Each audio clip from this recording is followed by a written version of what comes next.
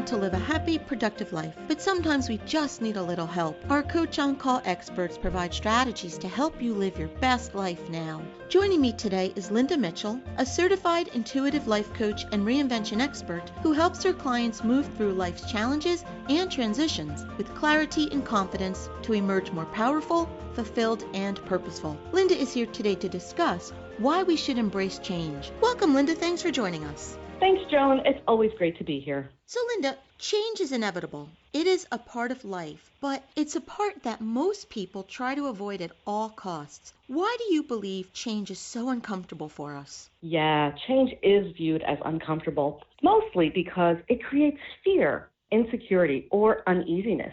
Change takes us out of our comfort zone. Our very first human experience with change is birth.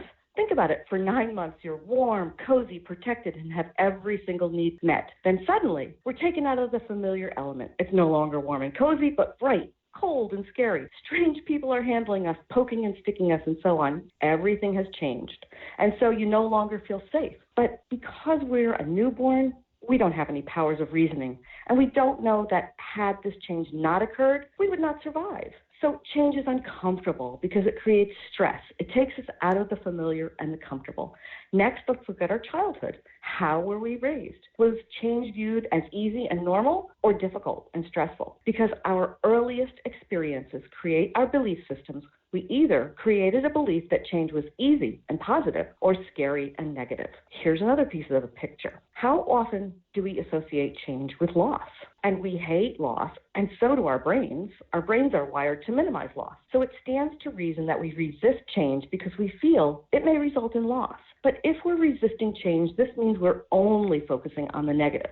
The part we have to remember is sometimes what we lose is something that no longer serves us anyway, or is no longer important to our project or our success and well-being. Fixating on what was lost as a result of the change will prevent us from experiencing the good things that our new circumstances can bring us. It's important to recognize that there's often something truly positive that comes along with the change. I agree with you because in my own life, Linda, wonderful things have come from some of the worst changes and experiences in my life. So what do you believe people can do to help us become more open to change, to be in a place where we have acceptance rather than resistance to change? Well, I always say you can be a master of change or a victim of change. Right, exactly. Change is part of life. Yeah, and if we resist it, it's going to happen anyway, so we might as well learn to accept it and deal with it willingly.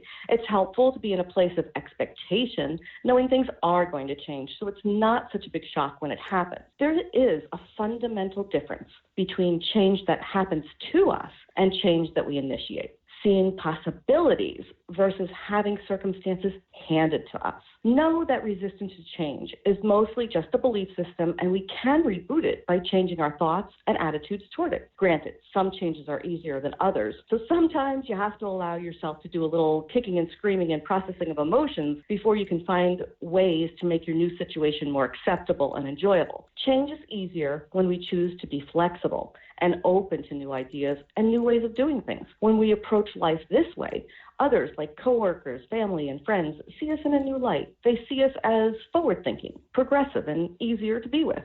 This motivates people to be open to change because they don't want to be seen as rigid and inflexible. We don't want to have others pass us by while we cling to the old ways of doing things. If we stop viewing change as negative, we open ourselves to a world of possibilities we wouldn't even have imagined from our old perspective. And even more importantly, embracing change allows us to learn new things about ourselves. It may be uncomfortable at first, but it can also be exhilarating. Linda, what makes those who embrace change different from those who fear it? Well, I think those who embrace change may once, in fact, have been uncomfortable with change and feared it. And it's not that they don't feel somewhat uneasy or fearful, it's they actually want to conquer their fear. Many people just take baby steps, doing more and more out of their comfort zone to gain a bit of confidence. It does get easier each time you allow rather than resist change. And here's another difference. These people purposely envision what it would be like to do things differently, but they aren't attached to a specific outcome. They're able to say, I'm going to try this. I'm not exactly sure how it's going to work out, but that's okay. they don't base their success on the outcome. They recognize and celebrate the success of allowing, accepting, and conquering change. After enough regular practice, managing and embracing change won't feel like such a fearful burden. Linda, thank you so much for being here with us.